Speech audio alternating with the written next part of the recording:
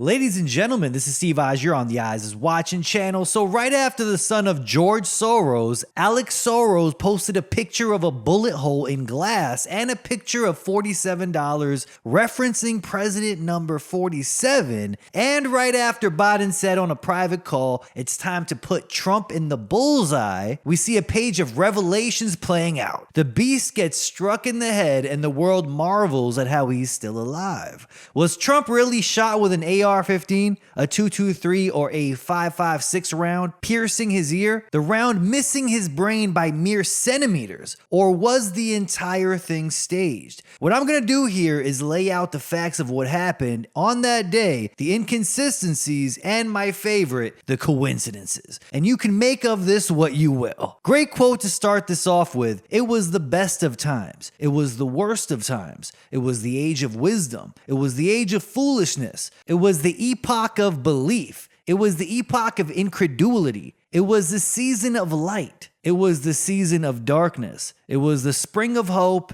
It was the winter of despair. Sounds like what we're going through right now. Even though we got a lot of chaos happening around the world, a lot of manufactured crises, a lot of people are waking up to it. So even though we are in the age of darkness, a lot of DICs think they're going to pull off their great reset by triggering a financial collapse, worldwide cyber attacks, plandemics, just to justify poisoning billions of people. By doing so, they are waking up some warriors and triggering a great awakening. Now, I can't be the only one here that feels like everything that's been happening to Trump this year feels like a scripted movie. Not a good one either. An unbelievable movie. Literally. From the trials, the debates, and now this. The latest episode of Clown World, where every scene is perfectly scripted from the witch hunt to now a shooting. Where Trump gets grazed with a bullet because he turned his head at the perfect time, dodging death by mere centimeters. And right after, Secret Service agents rush him as he falls to the floor, and as he gets back up, he puts his fist in the air, chanting "fight, fight, fight," in front of an American flag for the perfect campaign photo op. Donald Trump popping up with blood marks on his face resembling the same serpent tongue we see in the NASA logo. Well, ain't that some shit, Scooby-Doo? He got the perfect photo op resembling the famous World War II photo right here. Donald Trump stood up with remarkable bravado, with his fist in the air, and then he yelled, "Get vaccinated." Fun fact, the photographer Doug Mills, who allegedly captured the photo of the bullet, was also the photographer that took the photo of George Bush in the classroom on 9/11. Another coinkydink. Many photographers coming forward saying the same here. Photographers in the field are buzzing about the recent incident involving the photographer Doug Mills. They point out that it's highly unusual to use a 1/8000th shutter speed at 30 frames per second in broad daylight. Such settings are typically reserved for capturing extremely fast actions in great detail. Think of a bullet tearing through the air and hitting its target. This choice of settings has raised many eyebrows here. Many suggest that Mills, the photographer, might have known something extraordinary was about to happen. Why else configure the camera in this way? The consensus is that this setup is a significant tell, hinting at foreknowledge of this event. I've heard from photographers who use top-tier gear, including those who have captured intense moments in war zones, saying the same here. Even in high-stakes situations, they rarely crank their shutter speed that high, preferring to keep ISO levels lower. The settings Mills used would be appropriate for capturing something as fast and dramatic as a headshot or capturing a bullet. Very interesting here what many war correspondents and professional photographers are saying. The choice of such specific extreme settings suggests that Doug Mills wanted to capture something that was rapid and in meticulous detail. Many say he knew what was coming, or maybe that round was photoshopped in there, I don't know. One comment from a pro photographer said coincidentally, the only time he's kept his camera on that same shutter speed is when he was trying to capture a moving bullet. And what are the chances this is the same photographer that took that famous Bush on 9/11 shot in the classroom? I mean, wow. Speaking of 9/11, just days before the September 11th terrorist attacks, Wall Street was buzzing with a flurry of suspicious activity. the DICs started making moves like they knew what was coming. Investors were placing massive bets against two airlines, United Airlines and American Airlines. And wouldn't you know it, these were the same exact airlines hijacked in the attacks.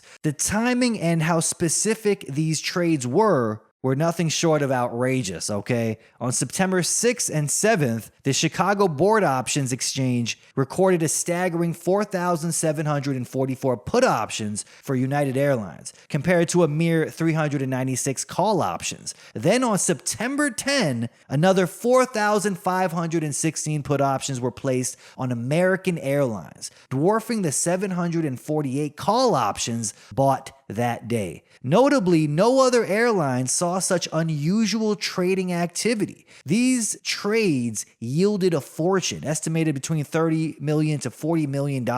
This was not a broad market bet. It was a laser-focused bet on the two airlines that popped up in the spotlight a little later for all the wrong reasons. If you were hedging against the aviation sector, you'd expect a mix of bets across various airlines, but no. These traders zeroed in on just United and American. And get this, those are the only two airlines the so-called terrorists use. And it doesn't just stop there, people. The manufacturer of the hijacked planes and several insurance companies also surged in the month leading up to the attacks. Insurance companies bracing for massive claims saw unusual trading activities, with options trading volume soaring to 45 times the normal level for some stocks, guaranteeing they had foreknowledge of what was to come. Now look what Larry Silverstein did. World Trade Center deal was super sketchy. Well, you see, just 2 months before 9/11, the World Trade Center was taken private by a man named Larry Silverstein, who ate breakfast on the 91st floor of the North Tower every morning except the day of the tragedy, citing an emergency hospital appointment. What's more fascinating is that he also took out an insurance plan on the entire building that just so happened to cover terrorism. When the dust settled, Larry was awarded a total of $4.5 billion. And even though it can't be proven that this could have been the largest insurance fraud in history, everyone's saying that. What are the chances, people? Put options against the exact airlines the DICs blame. Now, leading up to the Trump shooting, we see unusual trades that took place. Once again, just a coincidence. Champagne Joshi says this right here. A company called Austin Private Wealth LLC shorted 12 million shares of Donald J. Trump via a put option. The filing date is July 12th, the day before the assassination attempt. They have around $1 billion in assets under management, and this is by far the largest put placed. According to a source, the trade represents 6% of total shares and over 16% of the float of the stock, given the fact that Trump owns 60% of the company. This is a giant bet when you consider their total assets under management. But wait, there's more. To make things even more interesting, my source tipped me off with the following two images from their Bloomberg terminal. The screenshot on the left shows the put by Austin Private Wealth that was taken earlier this morning. It shows 120,000 put options. As you can see, their position is by far the largest. The next closest is Citadel Advisors with 16,770. Here's where it gets interesting. The screenshot to the right was taken later in the day, and poof, Austin Private Wealth is nowhere to be found. Why? And then right after, Austin Private Wealth said it was just a filing error. This is really what happened. So Austin Private Wealth, LLC, majority held by George Soros, of course, Vanguard and BlackRock, took a massive bet against President Trump's Truth Social stock just one day before an assassination attempt on Trump. BlackRock, poised to profit from Trump's death, featured the shooter, Thomas Matthew Crooks, in a 2020 promotional video too. Oh, I'm going to cover this a little later. And remember, Alex Soros shared an Atlantic magazine cover with a bullet hole in glass and a photo of cash totaling 47. The firm, connected to the Bush family, counted the late President George Bush as a client, and George Bush was involved in its charitable initiatives. James A. Baker III, a Bush family associate and former Secretary of State, has been the firm's senior policy director since 2006 and likely influenced the large bet. Notably, H.W. Bush once made a death motion toward a TV showing Trump defeating Jeb Bush in the 2016 primary. Now, Austin Private Wealth, LLC, supports major Jewish organizations, including the ACLU, ADL Austin, and Shalom Austin as well. What are the chances, people? Did they expect Trump to really be killed on that day, or did they just place put options on the stock knowing that the staged event would cause distrust in these stocks? You tell me. But symbolism and predictive programming, I'll get into a little later. You know, that's my fave, right? Secret Service diversity hires here, seen fumbling with their guns trying to protect Trump. Unreal. Look how comical this is. Tell me this doesn't just scream clown world at you. Barely able to keep their guns in and out of a holster. Isn't that just embarrassing? More embarrassing than Ingrid Andress's MLB anthem performance.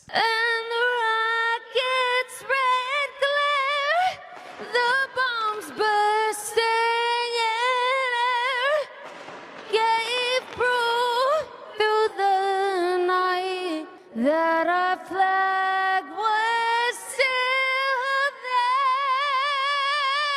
there. Good Lord. It's a tough time to be an ear in America. Check out the 3D animated reenactment right here. So this is what they say happened. Now they're saying a 2.23 round or even a 5.56 round was used to shoot at Trump right here. But what would happen if one of these rounds sped by your ear that close? Well, in reality, if they did, the sound would be incredibly loud and the pressure wave from the bullet passing would cause intense pain. The shock wave would rupture your eardrum, leading to hearing loss and ringing in the ear. You'd possibly have balance issues due to damage to the inner ear structures. Doesn't seem like any of this happened to Trump though. He got up right away screaming fight, fight, fight, and was walked off the stage. And the Republican National Convention just so happened to start 2 days after this alleged shooting right here. And don't get me started about what that looked like, okay? Not even sure what I was seeing. Thought I was watching the Oscars. Nothing but inclusivity and diversity being promoted. Total absurdity. They had Amber Rose give a speech about how amazing Trump is. Isn't that just cool? Okay, people, who is more satanic? Marina Abramovic or Amber Rose? It's really hard to tell if you got a side-by-side picture of them, but the RNC, I mean, they literally had a background of the damn pyramid. The all-seeing eye on top, with the New World Order written in Latin. You can't make this up, people. And then like a scene out of the movie Idiocracy, Hulk Hogan goes on stage and rips his shirt off. Oh, and mind you, Hulk Hogan was also in the wrestling crew called NWO2. It stood for New World Order then too.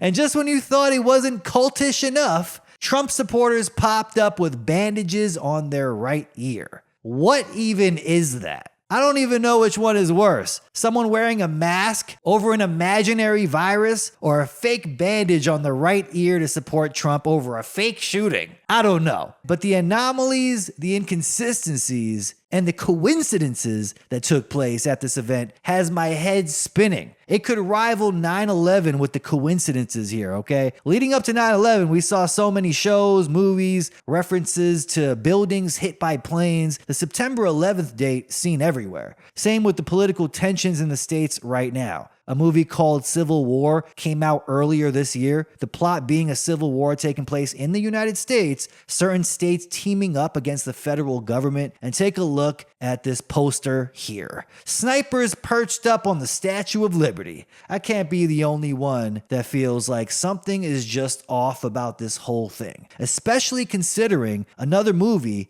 called Thine Ears Shall Bleed. And this movie was released on July 9th, which was only 4 days before Trump was shot in the ear and saved by divine intervention. Ironically, the movie is about a religious family who follows the voice of God into the woods, but later realizes they were actually deceived by a demon who has trapped them in a strange maze to drive them insane. I mean, thine ears shall bleed, people. Now go wear a bandage on your right ear in support of of Trump. Here's the official story so far. A lone, random 20-year-old manages to stroll within 150 yards of a presidential campaign rally with a rifle, climbs onto a rooftop in full view of Secret Service snipers, sets up his shot, and fires without anyone batting an eye. This politically radicalized young man with no friends or social media records at all was hell-bent on assassinating Trump. That's right, he conveniently leaves no manifesto, has never posted a political rant on social media, and his only notable political act? Well, he registered as a Republican once, as seen right here. Ooh wait, something just ain't right. Buckle up, peeps. This week's segment, You Just Can't Make This Stuff Up, goes like this. The Senate just wrapped up a briefing on the Trump rally shooting, and oh boy, is the official narrative comical. Let's get into it. So Thomas Crooks, our 20-year-old lone wolf, scoped out the rally site days in advance. Fast forward to the day of the incident, he buys a 15 to 20-foot ladder and ammo in the morning. At the rally, he's caught with a rangefinder at the security checkpoint. Despite being marked as a threat, the Secret Service lets him in because, why not? Now, a rangefinder is a device used to measure the distance from the shooter to his target by using laser tech. In this case, Crooks was using it to accurately determine the distance between him and his target, ensuring he could make a precise shot with his rifle, or make it seem that way. This tool is used for shooters to adjust their aim based on the distance, making it an important piece of equipment for anyone planning a long-range shot. Secret Service saw this and just let him in anyway. He then miraculously sneaks his ladder and AR-15 past all security. Crooks is seen climbing a building's ladder with his rifle right in front of Secret Service and a crowd who alerts the authorities. He gets to the roof, sits there in full view of snipers for 1 minute and 52 seconds, and then fires his shots. Now, the official story tells us Crooks makes this shot under extreme stress, using iron sights, on a white roof with glare 147 yards away, in a headwind, in 90-degree heat on a sloped roof.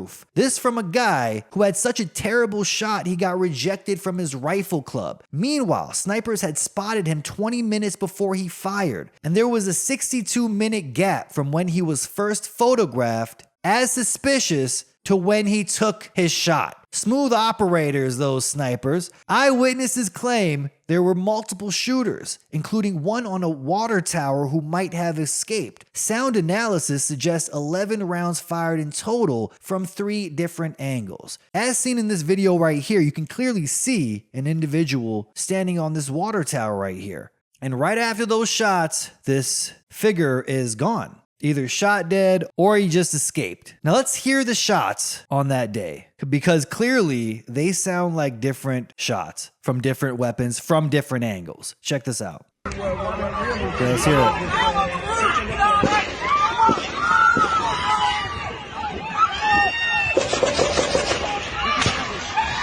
And then that one more. That's the 6 I'm unclear on. Let's listen to this again.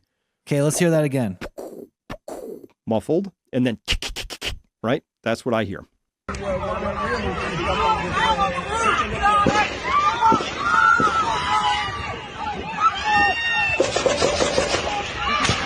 The first 3 were different from the next 3, and then the final one didn't sound like the first 2 at all. There were multiple shooters that day. Did this so-called patsy even get 1 round off, or was he just used as that, a patsy? Let's not forget the explosives, people. Crooks had remote controls linked to explosives in his car, along with body armor. More explosives, body armor, and a 3D printer were found in his home, showing he intended to survive. This is actually what they're saying. But wait, it gets better. This young man, who apparently had no friends, no social media activity, and left no manifesto, was supposedly radicalized and determined to assassinate Trump. Where was he radicalized? Normally it would be online, but this person had no records of anything posted online, any internet activity, except, he went on a porn website right before the shooting.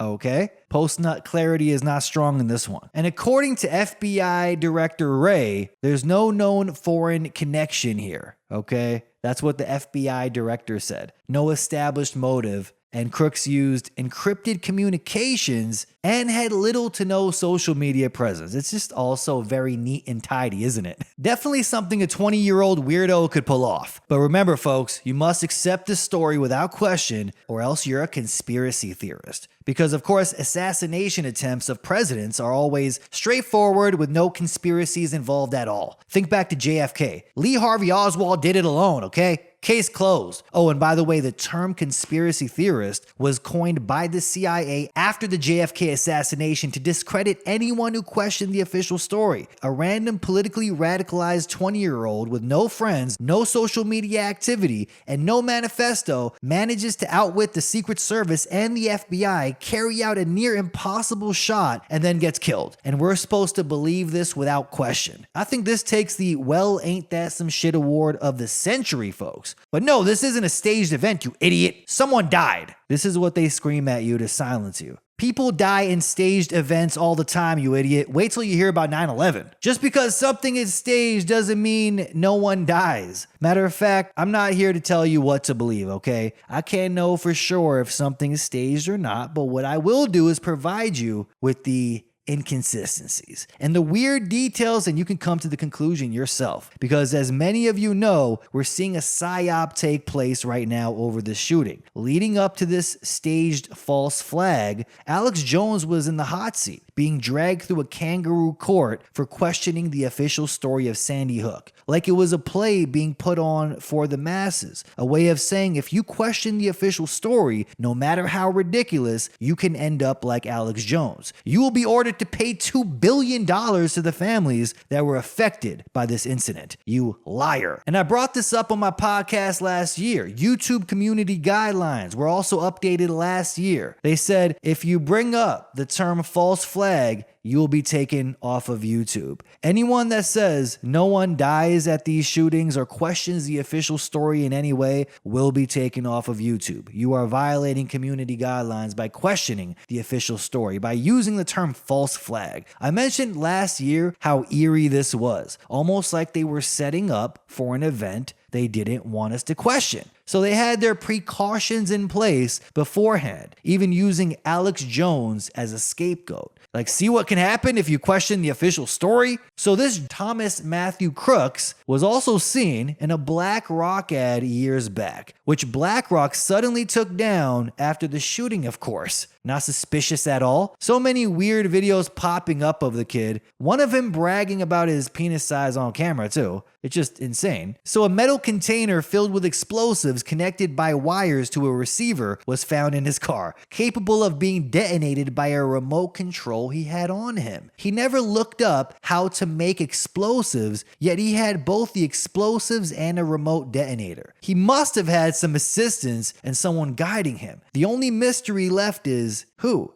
It's almost comical that CNN is now saying Iran is plotting to assassinate Trump. So there you have it, folks. Case closed. That settles it. We're going to war with Iran. Just non-stop articles saying Iran wanted Trump assassinated. And get this, non-stop articles as well saying this now. These are flooding our news feed, so you can tell there's a psyop at play and they want to blame someone soon. Maybe when Trump gets back into office, he's gonna gather new evidence, new details that Iran was involved. And get this, Iran can produce nuclear material for a nuclear bomb in 1 or 2 weeks, says Blinken. Look at this. Endless articles right after this shooting. This is how you know a psyop is at play. Even in Trump's speech, he said now Iran is very close to having a nuclear weapon. Would you look at that? Remember the same documents project of the 21st century? Right before George Bush got into office, they had plans of going to war with all these Middle Eastern countries and destabilizing them one after the other, and the last one being Iran. If this happens when Trump gets back into office, guaranteed he's in on the plan and he's a part of the Bush crime family. But we'll wait and see if that's the case. The fact that all of these articles are popping up now saying Iran is about to develop a nuclear weapon tells you what their plan is, okay? They want us to believe that a 20-year-old with severe mental issues could outwit the entire US Secret Service and the FBI, and now they just can't unlock his phone. They don't know what's on it. It's clear Crooks was part of a larger scheme here, okay? It's not as if there's an entire agency dedicated to that or anything. So what is it? Is it the government lying and behind a false flag, or this is just incompetence and we need to fire all of these DEI hires? Is that what it is? This guy spent an average of $300 a month on a single OnlyFans girl. Right. You're telling me there are no traces of him on the internet?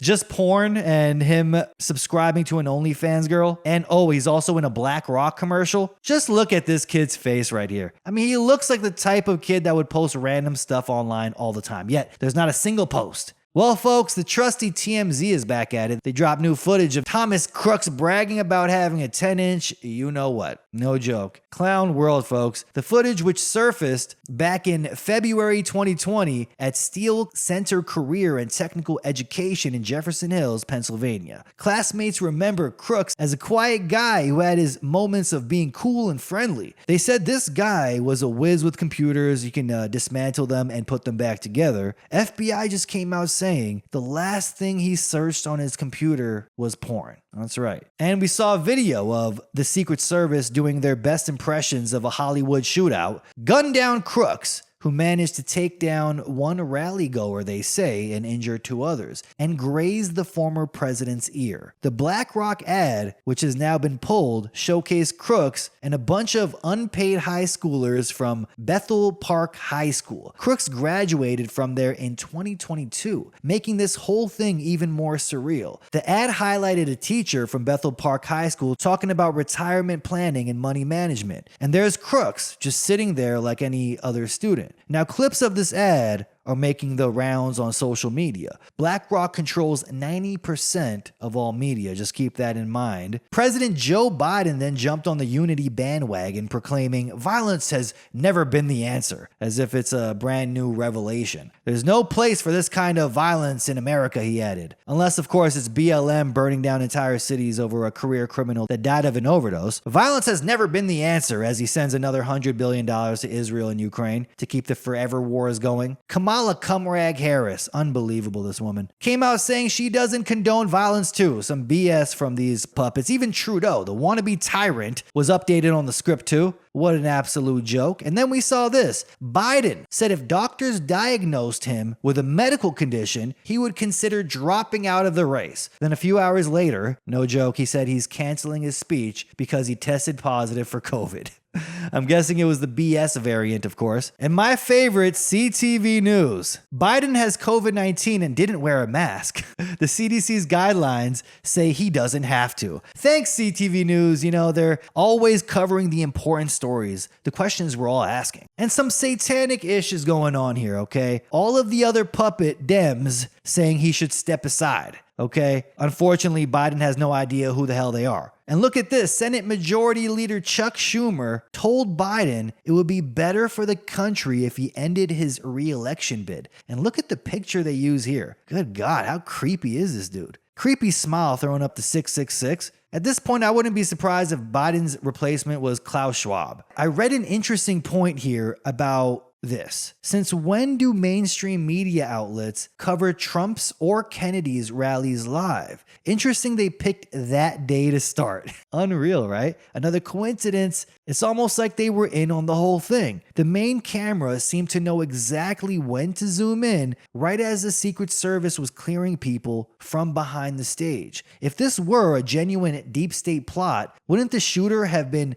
point blank and the camera zoom conveniently obscure the attempt? Someone asked, but no, our rooftop shooter at 150 meters was just a decoy, they think. That's right, they want us to believe the 20-year-old inbred-looking MF pulled this all off. But let's look at it from this perspective right here. Our supposed shooter is some unfortunate loner that was browsing some questionable content online, and then the deep state picked up on this and realized he's the perfect scapegoat. It really makes you wonder because footage is now coming out of him just wandering around the event looking highly suspicious. While he was on the roof for half an hour, everyone was just pointing and screaming, "Look, shooter, shooter!" Maybe that's why there's no records of him posting anything online. Mossad got everything wiped clean, everything they could find. The more you scrutinize the footage and interviews with the so-called witnesses, the more it seems like an orchestrated magic trick. Even Trump's weird, unnatural stance sometime before the first shot kind of looks a little unusual, I have to say. I did read that it looked like he had something under his suit on his right shoulder. Now, going through some of these comments, this is what some people are saying. They're saying it could have been an artery pump or a syringe adapter. I even read some people think it's WWE style blood capsules. I highly doubt that. They wouldn't use some basic shit like that. There's just no chance. They're saying his actions screamed of a setup. Trump clearly cued the shooter and diverted the audience's attention and gaze to a billboard, which is a classic magician's sleight of hand trick, which is typically used as a technique of misdirection. By getting everyone to look away at the critical moment, he ensured that no one would notice anything unusual. Maybe he wanted attention away from the other shooters about to open fire. On top of that, the other magic trick that took place at the same time was the fake shooter that was set up. The real shooters were probably nowhere near the scene. It actually reminds me of the Las Vegas shooting. Everyone's phones were on the obvious fall guy on the roof. This could have been done to ensure no photos or videos would accidentally catch the real culprits. Look, all I'm saying is the official story they gave us is laughable. Here is an accurate depiction of the official mainstream story of the shooting. That's right, people, right here. Check this out. On top of that, the shooter's DNA came back in record time, although he wasn't under anyone's radar. Clean record, no records online, but yet they have his DNA in a database somewhere. Oh, and by the way, Blackstone is set to acquire Ancestry.com for $4.7 billion, giving investment firm total ownership of all DNA from every person who's ever used the service. So what we do know here is people had their phones out taking pics like this. I mean, come on. And they're saying God stepped in the way and Trump miraculously turned his head at such a perfect timing, the bullet grazed his ear. And the chart he was looking at was the border failure graph because of Biden. Biden's border failure saved Donald Trump's life, if you think about it, because that chart was showing how bad the immigration policies are, how many people are flooding that border every year, right after Biden got in office. I guess you can say Joe Biden's failure at the border saved Donald Trump's life, right? Look at the videos they've been showing here. The FBI ran to the roof with the quickness, getting rid of any evidence on the crime scene as fast as they could, of course, because it's not like the crime scene could hold any clues or anything. Then Trump magically dodges the bullet, stands up with his fist in the air, and then we watch some Israelis dance on top of a white van again. That's right. I'm joking, but I'm not buying the official story. Fun fact, on 9/11, when the planes hit those towers, there were reports of Israelis dancing on top of a white van. And here's something interesting as well. That same white van was hauled off at the Trump shooting. Would you look at that? Nothing to see here. Even though they said Crooks was driving a Hyundai Sonata. You guys let me know in the comments what you guys think here. Another weird thing here is there was no blood on his right hand when he put his fist in the air, the very hand he used to touch his wound. And you do notice the pristine, spotless white collar too. I have to say the whole event does seem fully choreographed here, okay? Even the woman's screams sounded like a pre-recorded soundbite. Who the hell keeps screaming like that over and over again?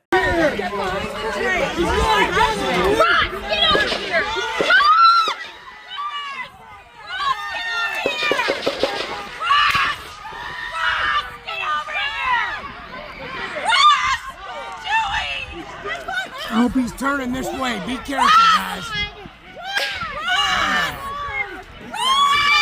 Sounds like a soundbite out of a theatrical production. Unfortunately, to make the false flag operation appear legitimate, 3 people did have to be shot for real. Some weird people behind Trump too. I do see people pointing this out. This one dude that looks like John Lennon, which Trump happened to point right at before the shooting. This man was seen in another pic wearing a shirt with the words "dodging bullets" on it. Now, of course, this is just random and unusual, not saying it has anything to do with the shooting, but just one of those weird factoids that come along with these false flags. To top it all off, some redhead in a MAGA hat went viral within minutes of the incident. It was on BBC, I believe. They wanted this entire thing to be blamed on the incompetency of the Secret Service. So many posts from conservatives to MSM saying, well, it's all because he had women protecting him, right? Or the Secret Service director was a DEI hire. Just look at her. That's why this happened. Even on CNN, a former Army sniper said he believes the mistakes were intentional here. Mills stated, I've done thousands of counter-sniper operations with our teams in Iraq, Afghanistan, etc.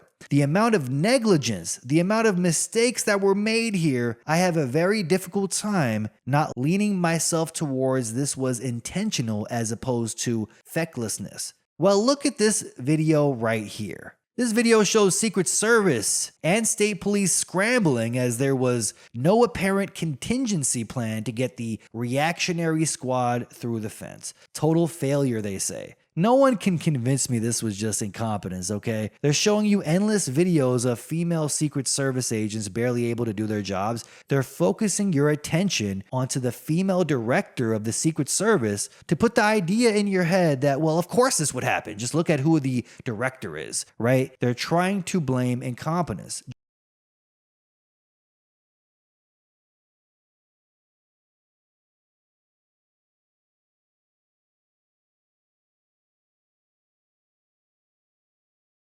Just incompetence, people. You can forgive them, right? If the deep state can properly coordinate an event and control all media to push a certain narrative, like convincing billions of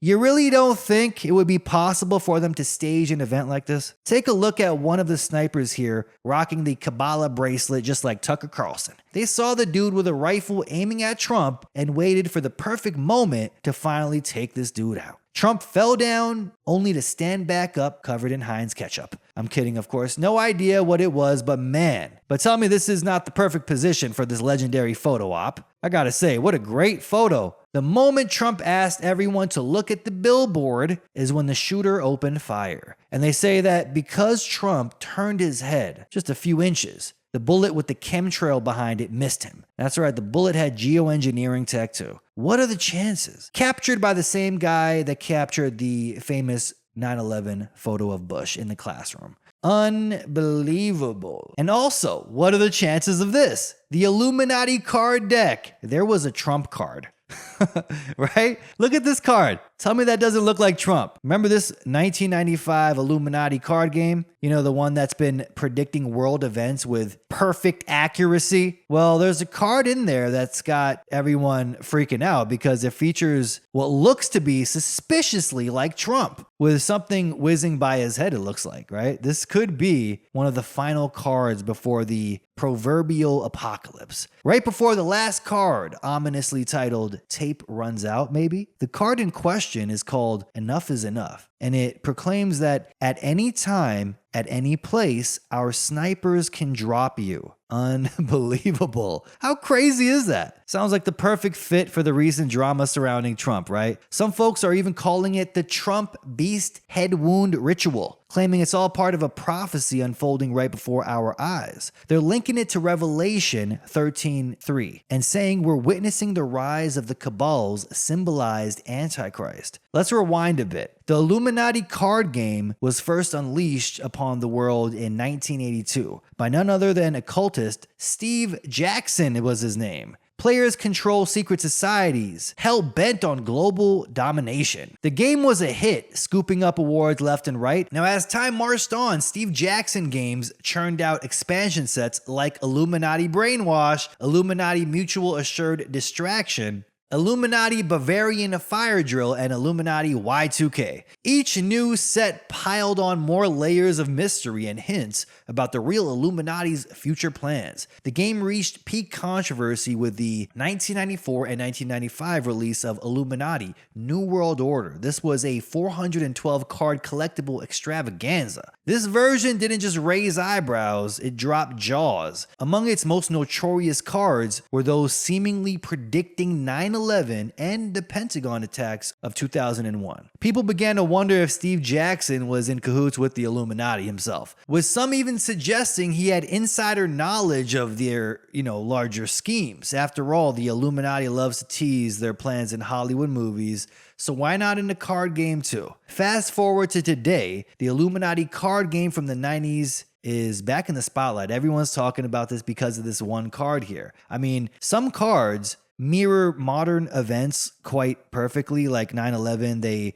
predicted Antifa, Soros, adrenochrome, Plandemics, the whole shebang, people. Just step by step, the whole damn plan coincidentally laid out in a 90s card game called the Illuminati New World Order. Okay? So is the enough is enough card the harbinger of the end times? Are we living out the last few moves of a grand Illuminati chess game? Or is it all just a series of weird coincidences perfectly in order wrapped up in a vintage card game? Well, I don't believe in coincidences this outrageous, okay? Some say the card is actually of Hulk Hogan, okay? Because that's what it looks like. Because he did say enough is enough while giving his speech at the RNC. Just like Pokemon introducing a character called Gumshoes in 2016. And well, take a look at this character right here. You got Donald Trump's hair and a ear that looks like it's split, suffering from a gunshot wound. Can you believe this in 2016? And it's crazy that just prior to Trump's assassination attempt, in quotes, they had Bohemian Grove rituals being exposed. Someone snuck in again, Alex Jones style. I don't know how both of them got in there,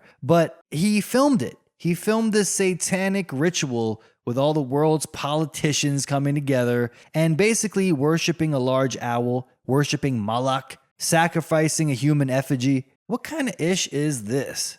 Look at this. Now, many of you, I'm sure, have seen this. People have sent me this left and right. A YouTuber shared a prediction a few months back. He said he saw a dream that Trump would be shot. I'll give you a summary of it. The dream started with a surge of new patriotism emerging across the United States, symbolized by a red wave beginning in Michigan and spreading like wildfire, especially through Oklahoma, where people with torches ignited a new spirit of nationalism. Amid this rising tide, Trump was prominently featured. The dream then took a darker turn as the user saw an assassination attempt on Trump. A bullet flew so close to his head that it ruptured his eardrum, causing him to fall to his knees. The man said this months back. He said Jesus came to him in his dream and showed him these visions. In this moment of crisis, he said Trump experienced a profound religious awakening, becoming fervently devoted to Jesus. Despite the peril, Trump's faith grew stronger and he garnered immense support from people who began interceding for him. The vision continued, showing Trump winning the presidency again, but not without great struggle. He faced significant legal challenges and persecution from judges and lawmakers. This period of adversity extended into the summer, but eventually began to wane towards the fall, leading to his ultimate victory. Following his victory, this man said he also saw this in his dream. He foresaw a severe economic crash, worse than the Great Depression, bringing a period of darkness and hardship across America.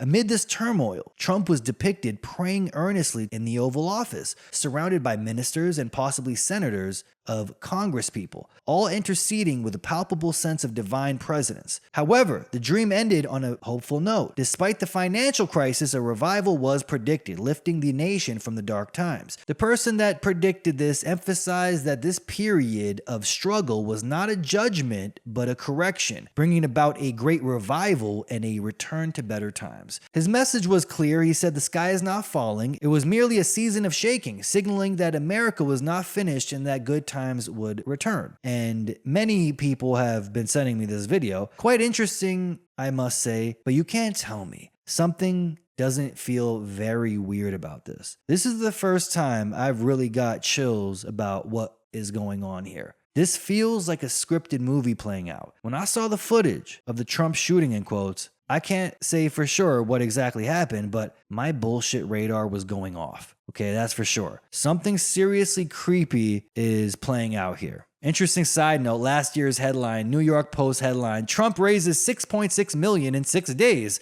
after federal charges. Oh, what a great number. 666, you say, huh? Look, I mentioned last year in one of my videos that so many were saying Trump could be the Antichrist. Now, I'm not saying this is what I believe or not, but this is what people were telling me last year. After I was told this, I did my own research on what it says in Revelations. Now, this will make the hairs on the back of your neck stand up. This article was years back, and this is what it mentions about the Antichrist, or the beast, in quotes. The Bible reveals in Revelation 13 that the beast, or Antichrist, receives what appears to be a death stroke. What is going to occur at the middle of the 7-year tribulation period? Is the Antichrist going to die and be raised from the dead by the power of Satan? Or will his death to life scenario only be a stunt designed to fool the world? Let me repeat, or will his death to life scenario only be a stunt designed to fool the world?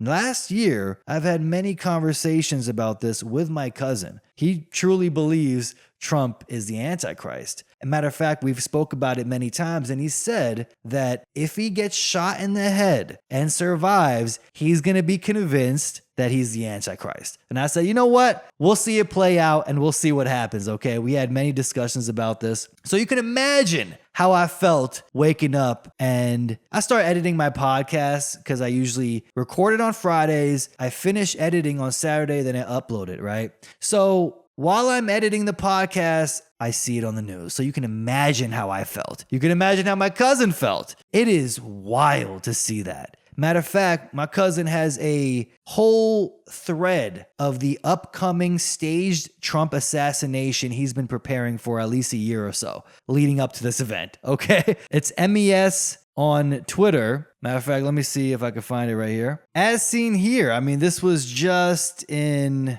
when did he post this? In June 14.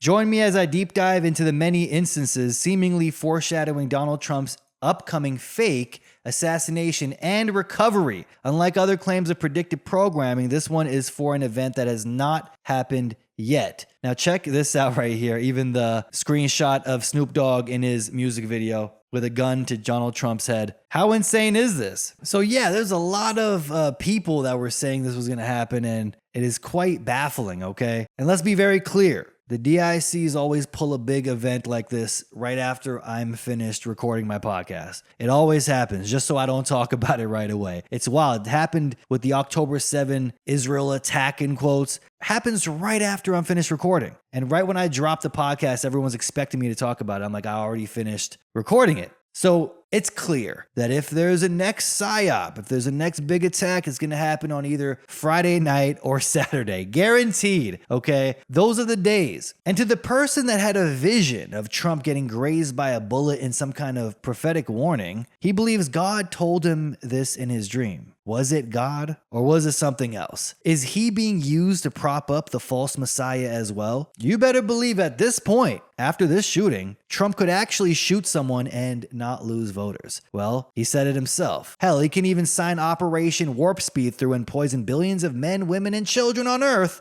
making heart disease normal in infants, and still get votes. Now, last podcast, I ended with Baba Vanga's prediction, a blind mystic that has gotten a few predictions right in the past from 9/11 to Brexit. She was saying 2025 will be the beginning of the end. I finished recording the podcast one day before the Trump shooting, in quotes. I said, those in power are trying to manifest prophecies by scripting their own revelations. They believe that if enough people believe in it, then it will happen. Trump is being propped up as the false messiah. Leading up to this event, we've seen thousands, and I do mean literally thousands of comparisons of Trump to Jesus. Mainstream news also linking the two. Creepy ain't even the word, people. And right after the shooting, they say the American flag got tangled up in a random coincidence to look like Jesus Christ dying on the cross. Now, I've given this man right here, Bozo of the Week Award, many times. The one and only Sam Harris, Mr. Black Belt Atheist Intellectual. That still won't admit he was wrong about COVID and the death shots, maybe because he was in on it, hired by the CIA to push propaganda. Right alongside Yuval Noah Harari, they're now doing tours together. Unreal. But he also has this weird obsession with Trump I find kind of weird. I mean, the only good thing about Trump, I would say, in my opinion, would be watching libtards go into absolute psychotic episodes when talking about him. It just doesn't make sense. Trash! He's a neo-Nazi loser! Donald Trump is trash! Donald Trump is trash! Donald Trump is trash! Donald Trump is a crybaby loser! Sam Harris wrote a piece about this shooting on his Substack, and I just had to read it because I knew there would be some hilarious BS in it. I also love seeing Sam Harris have a meltdown. It's actually kind of funny, but the words he's using here are just something else. A lot of people seem to inadvertently explain what the plans are and the purpose of such staged events without actually knowing it. For example, Bill Maher, he said Biden can't get through a debate and a bullet can't stop Donald Trump. It almost doesn't matter who the Democrats put up now. Exactly. That's the point. After this, do you think anyone stands a chance in defeating Mr. Operation Warp Speed? It's almost like these events are designed to make people worship Donald Trump. Just saying, it does seem that way. After all, Jesus Christ himself stood in front of that bullet and said, "No, no, no, not today," but allowed a firefighter to be killed though? He just liked Donald Trump that much, I guess, right? But let's read what Sam Harris says right here. And keep in mind, just like Bill Maher, they unknowingly explain the exact agenda without seeming to realize that's what it is. A piece called Stepping Back from the Precipice by Sam Harris. He says, no one has done more to destroy civility and basic decency in our politics than Donald Trump. No one, in fact, has done more to increase the threat of political violence unlike any president in modern history. Trump brings out the worst in both his enemies and his friends. His influence on American life seems almost supernaturally pernicious. That last sentence is quite eerie. His influence on Americans seems supernaturally pernicious. I have to say that I do agree with that. There's something biblical going on here. Whether you believe it or don't, you can't tell me this doesn't seem interesting either way. And finally, the last paragraph here from Sam Harris says, the problem for Democrats is that any observation of this second truth, a truth that seems likely to darken and expand in the aftermath of yesterday's attack, will now be condemned as rancorous and immoral, or worse, as an incitement to further political violence. Every necessary criticism of Trump's authoritarianism, fondness for dictators, fraudulence, personal corruption, hostility to the rule of law, and fathomless dishonesty will make mistaken for or cynically construed as a symptom of the very political disease we must cure. Telling the truth about the actual risks that Trump and Trumpism will still pose to our democracy just became more difficult. It's weird because he's saying it without actually saying it. Now, damn sure someone like Sam doesn't believe this event could ever be staged, of course. I mean, this is the same man that believes Saudis hijacked the planes on 9/11 with box cutters and flew them into the World Trade and Pentagon. But he, alongside many others, aren't realizing how something like this could be staged. Another problem, reaction, solution type of event. Whether you believe the event was real or not, let me give you this scenario. A young, radicalized individual is orchestrated to carry out an assassination attempt on Mr. Orange Man. This individual is portrayed as a lone wolf with extreme political views. Following the attempt, mainstream news and alternative news and even public discourse will start pushing the narrative that any criticism of Trump from this point on is dangerous and could lead to similar acts of violence. If we mention he's a puppet, a collaborator with the deep state, he purposely signed Operation Warp Speed, knowing it would injure billions and kill millions. Bring any of this up, and you're probably another Thomas Crook type of radical individual, damn it. You should be investigated by the FBI. By framing the event in this way, any critical commentary about Trump's behavior and policies will quickly be labeled as inciting violence. This will be an effective way at stifling legitimate concerns about his actions. Any critics are painted as radicals, making it difficult to address the real issues without facing backlash or accusations of promoting violence. Remember, right after 9/11, you're either with us or the terrorists. And now it's, if you think the Trump assassination was staged, you're with those Iranian terrorists, damn it. Because no joke, CNN is trying to link Iran to this now. Now just imagine Trump gets back in office and finds out new information linking Iran to this assassination attempt. As get back for his order to kill the Iranian military leader. You guys remember that? Iran offers $80 million bounty on Trump for generals killing. Remember this? Case closed, folks. It was Iran. Time to send our kids to die in another Middle Eastern war, okay? But back to the point. After this event, speaking out against Trump will be seen as potentially dangerous. This is designed to silence and discredit critics. How coincidental. This event is just perfect and shields Trump from any criticism. Well, it's time for Operation Warp Speed 2.0 for bird flu shots. And all the videos on YouTube questioning this event are just questioning where the shooter was, if there was two shooters or not. If you say it's a false flag or you downplay the severity of it, you will be taken off of YouTube. That's why someone needed to die. Because someone died, now you can't downplay the severity of it. They actually say this in the YouTube rules. If someone dies in this event and you minimize the severity of it, you will be taken off of YouTube. If you use the term false flag, you will be taken off of YouTube. Unless you are a controlled opposition figure, then you can say almost anything, as long as you slide in some half-truths. Isn't that right, Mr. Russell Brand? And who is Donald Trump's vice president? Well, we got JD Vance. Now, I'm going to be honest with you. I had no idea who the hell this was. Up until this point, I had no idea who JD Vance was. There's footage of him a few years back calling himself a never-Trumper, aggressively promoting Hillary Clinton for president and whatnot. This is JD Vance and his wife right here. As you can see, she is Indian and he has half Indian babies. So you can already understand what his stance on immigration is going to be. We already know. Prepare for your cities to look like London, okay? Entire cities on fire. Multiculturalism, folks. Ain't nothing like it.